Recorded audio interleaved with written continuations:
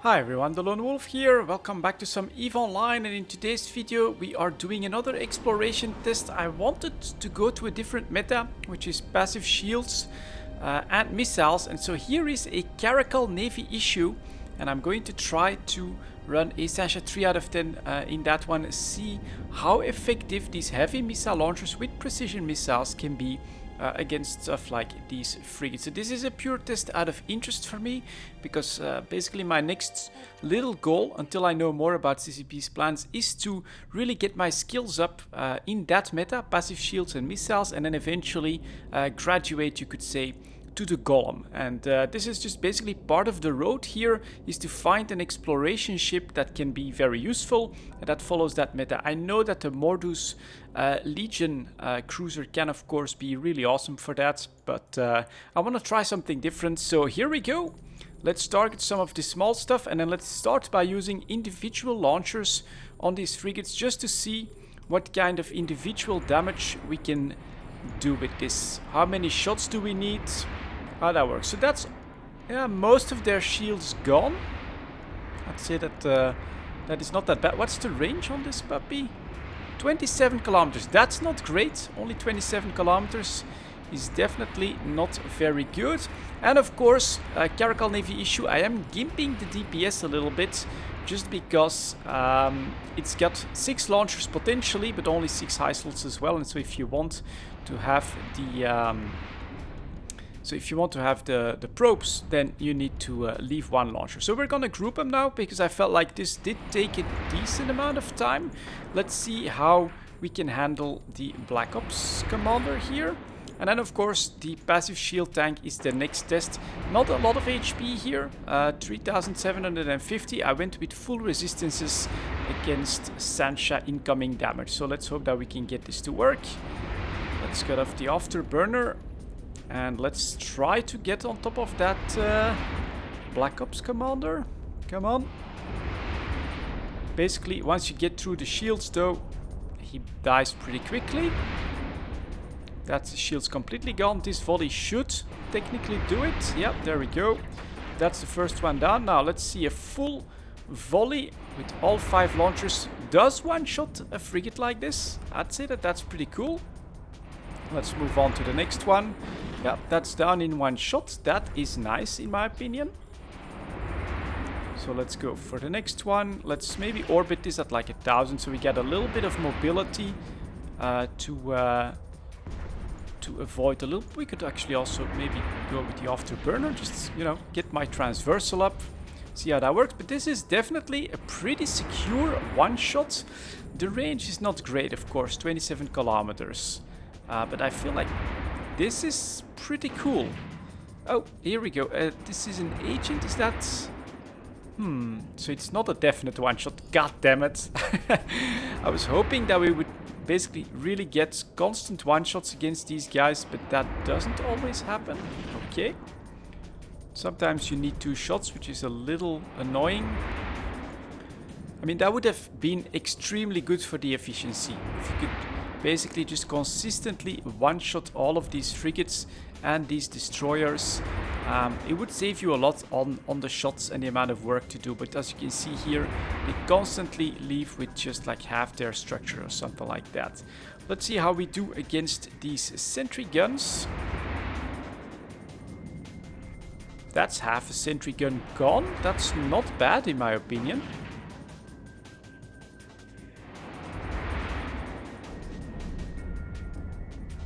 Let's take care of the next one, and then we'll go off to the final Black Ops there. I should of course try to speed it up a little bit in this first room, because other people might be finding this one as well, although local is at 6, so I'm not all that worried. And then a final Black Ops agent. Let's reapproach this to get a bit of movement speed in the right direction. Again with the 2 shots. So yeah, okay. I feel like it will do the job. I do think it's got a pretty good passive shield tank here as well. Let's try the Fury heavy missiles. Just go for more damage rather than the precision and see if that makes a big difference or not. It could be less efficient, but we are up against a destroyer room, so that could be good. And the reload is nice and quick. I do like that. So next step here in this room, I'm actually going to go in a slightly different direction. Just to try and get the... Oh, and I do have to get within 27 kilometers though. Or is it the same range? Let's take a look at that. No, 41 kilometers with these missiles. That's more interesting. So let's see if we can hit these Black Ops with these missiles. And what the damage is on that. So that's 2 volleys his way. Yeah, it's not as good in the damage department, but 2 volleys does seem to be enough to get on top of one of these destroyers. So that is basically still okay in my book, especially with the longer range. That's definitely pretty good. And I do like the idea of the completely passive shield tank. Just focus on the resistances and on the recharge rate. Just, you know, no need to worry about active tanking or neuting or anything like that. You're just there to soak up the damage and avoid it, and then lob missiles at the enemy. So that's working out quite okay, I feel like this. Especially I like the increased range. And of course against cruisers, I'd be using these missiles as well. So those guys are going down as well. And then we've got the Black Ops veteran. Let's see if we can break that guy. And next we'll start... There we go. He's really fast. Now he's away from everything. So we're going to start heading in his direction. Pepper him with missiles as well. Let's see how he handles these heavy missiles. Okay, so that's a quarter of his shields gone. They are really nice big explosions. He's got strong resistances. And of course the idea behind the missile weapon system is to have this incredible advantage of... Doesn't matter too much what your range is, as long as you are within the range of the missiles, you'll apply your damage. So this is definitely worse than with the precision missiles. You're probably better off just to switch. Let's do that. Precisions, like these. And we take a little bit of shield damage. So this is also like a slight test for the passive shield tank. I'm liking this. It's not super effective. I'm pretty sure that you can find more effective ways of running these sites with this type of meta. But it'll get the job done, I think. So let's kill this one off. Yeah, the precision missiles are obviously... Let's loot that. Thank you very much. It's not great, but it'll help. Are obviously better. You even get the occasional one-shot apparently on these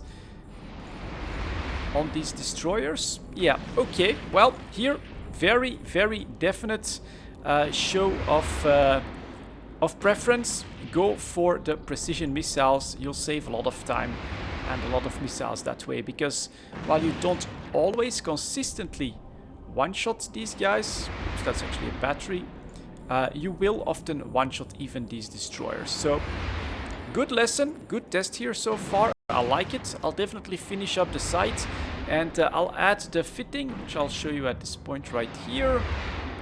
I'll add the fitting to my bio if you have any interest in it. I don't think it's great in the sense that it doesn't have a lot of HP. It does have good HP a second, and the resistances are fully for Sasha. So this is definitely a Sasha site runner.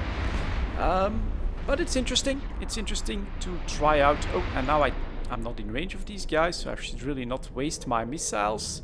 Oh, actually, that one hit. 27 kilometers. Okay, interesting. Interesting. Let's quickly go over this. So obviously, we've got a probe launcher. That costs me a launcher slot, which is not ideal. Let's stop this. Let's start firing at this one. We've got 5 heavy missile launcher 2s. Then we've got an afterburner. I did invest in some not too expensive EM amplifier. Here we've got a thermal amplifier, another thermal amplifier, and this one is active to bring my resistance to 84% and 83% here against Sasha. You know, really good, of course. And then with the increased regen, looks nice. Damage control for some extra resistances, 3 ballistic control system, a warhead qualification catalyst, and here we've got core defense field purger, which I think increases my recharge rate, and then an anti-aim screen just to get these as high as possible. So it's obviously a Sasha side specialist. I do wonder how it'll handle a 4 out of 10 here, especially in the second room. You've got the shield tank. I'm sure you can guide the second room and take care of the frigates this way, the frigates and the crew and the destroyers. Then switch to the heavy damage missiles for the cruisers. Definitely a test that I want to run as well. And this is at the moment my goal. Look for some more interesting exploration ships that follow that meta. Passive shields, missiles. That's gonna be my focus. There we go. This site is done. I'm gonna do a little bit more exploration, see if we can't find a 4 out of 10 for this ship. But very, very interesting. Caracal Navy issue. Not ideal, but considering that this puppy costs something like 70 million, whereas a Tech 2 cruiser is gonna cost you 2 to 300 million ISK, it's definitely quite different in price point as well. Thank you very much for watching, guys. I'll see you all next time.